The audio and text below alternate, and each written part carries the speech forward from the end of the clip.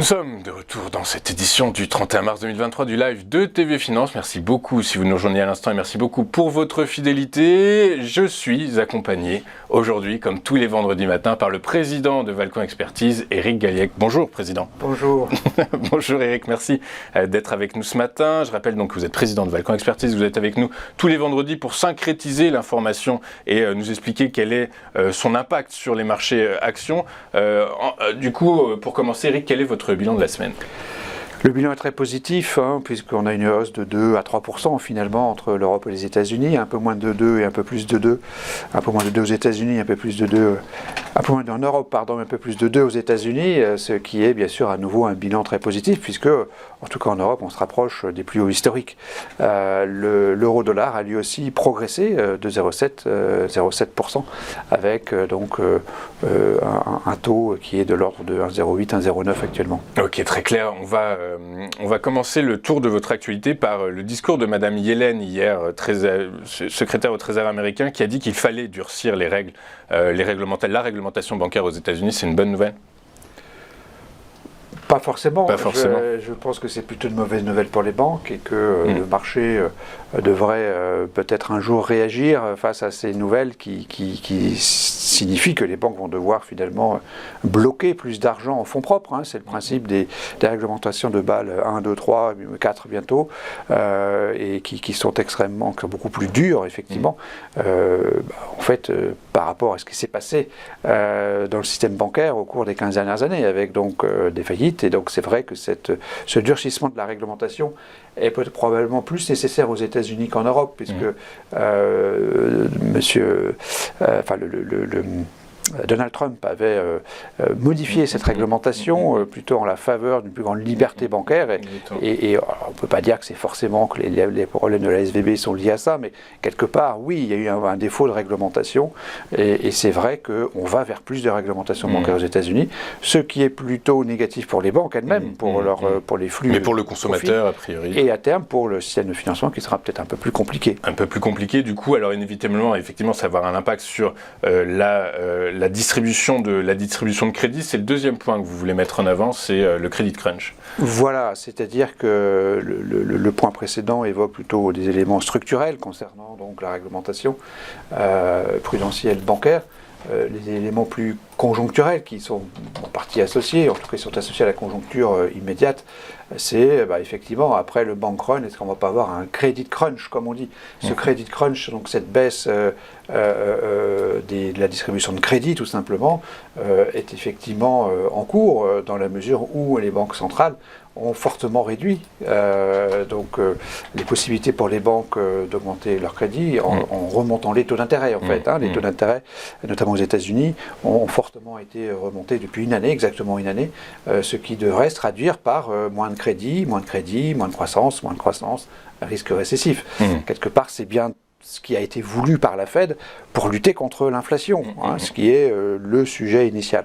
Donc effectivement, c'est le deuxième point de cette semaine où j'ai repris une chronique qui a été signée par le directeur de la recherche de General Investments, mais c'est effectivement quelque chose qui nous semble important. Après le bank run viendra peut-être le credit crunch, ou probablement. Alors, en tout cas, toujours est-il que ce ralentissement de la consommation, ralentissement de l'activité n'est pas forcément évident à percevoir du côté des États-Unis, puisque quand on regarde les indices, des statistiques de projection, la confiance des consommateurs et les indicateurs d'activité, ils ressortent plutôt en hausse du coup. Oui, on a remarqué ça cette semaine, donc deux indicateurs qui sont très suivis et qui sont relatifs donc effectivement aux consommateurs et on va dire aux entreprises. Donc la confiance du consommateur qui apparaît donc plus forte qu'attendue. Donc c'est ce qu'on regarde, c'est ce qui nous semble important, même si elle s'est un petit peu tassée, elle est plus forte, largement plus forte qu'attendue, c'est ce qui est à mon aussi du point de vue de la consommation, pour qui on a tout sacrifié donc au cours des dernières années, d'une part, et d'autre part le PMI Composite, donc ce sondage permanent auprès des directeurs d'achat des entreprises, qui lui aussi est très supérieur aux attentes. Donc c'est vrai que voilà, c'est très compliqué, il y a d'autres statistiques qui sont moins favorables, mais globalement, voilà, on a l'impression qu'on n'est pas du tout dans une situation pré-récessive aux États-Unis, ce qui est positif Toutes choses égales par ailleurs. Oui, c'est ça, exactement. C'est positif, mais ça elles ne sont pas, par ailleurs, on le sait bien, mais en tout cas, si on regarde cet aspect-là uniquement, nous, on considère que c'est plutôt positif pour la croissance et donc pour les marchés. Ok, très clair. Merci. On va finir votre tour de l'actualité par le PMI, par l'activité manufacturière en Europe. Alors, c'est l'inverse en Europe, notamment sur l'industrie européenne. Alors, on dira, l'industrie, ce n'est que 10, 15, 20% du PIB, ça dépend des pays. C'est un peu plus important en Allemagne, et donc effectivement le PMI manufacturing, donc industriel, qu'on voit sur le graphique, a rechuté assez lourdement. On est dans une situation de récession avec un chiffre qui est à 44, donc c'est un chiffre 44,4, pardon. C'est un chiffre récessif, donc on est bien en contraction industrielle. Donc c'est vrai que c'est un élément plutôt négatif qui nous rappelle que la conjoncture industrielle européenne va probablement se dégrader. Ces indicateurs-là, à nouveau, sont des indicateurs avancés. Ce ne sont pas des indicateurs concomitants ou retardés par rapport au cycle de l'activité, ce sont des indicateurs qui préjugent un petit peu de l'évolution à court terme de la conjoncture économique d'une façon générale. Oui, c'est ça, ce sont des estimations, ce ne sont pas des données dures, des données empiriques. C'est des données molles, comme on dit, mais elles sont assez bien corrélées avec les variations futures des données dures. Exactement, c'est pour ça que les économistes et les analystes financiers se basent sur ces données pour modéliser leur modèle de valorisation. En conséquence de ces informations, de cette actualité, Eric, quelle est votre synthèse de la semaine ? La synthèse de cette actualité est négative. Donc, elle est négative parce que on a 3 points défavorables. Durcissement bancaire, de la réglementation bancaire, durcissement probablement de la distribution de crédit, donc 2 points négatifs.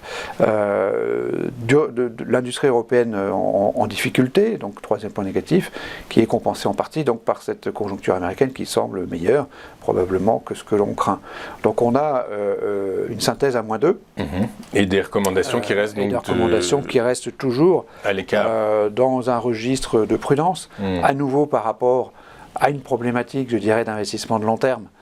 Pour un investisseur qui cherche des points d'entrée structurels, c'est pas le moment, de notre point de vue, d'y aller, pour différentes raisons, parce que les actions sont jugées chères par rapport au taux d'intérêt aujourd'hui, taux d'intérêt qui ont quand même beaucoup remonté depuis une année, parce qu'on est inquiet sur les marges des entreprises en 23 ou 24, notamment en raison, non pas de l'inflation, mais des causes de l'inflation, c'est-à-dire des pénuries, de l'incertitude, des défauts de livraison, des relations de plus en plus difficiles avec les clients, les fournisseurs pour la fixation des prix. Tout ceci est un contexte d'incertitude en fait et probablement de biais baissier pour les marges des entreprises qui ont atteint des plus hauts historiques comme on le sait.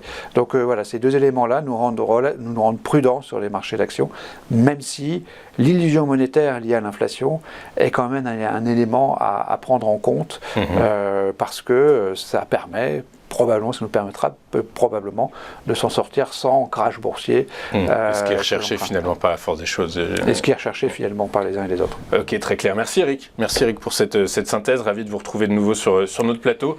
Je rappelle que vous êtes président de Valcan Expertise. On marque une rapide courte page de publicité. On se retrouve pour la suite et la fin de notre édition du 31 mars du live de Téléfinance. À tout de suite.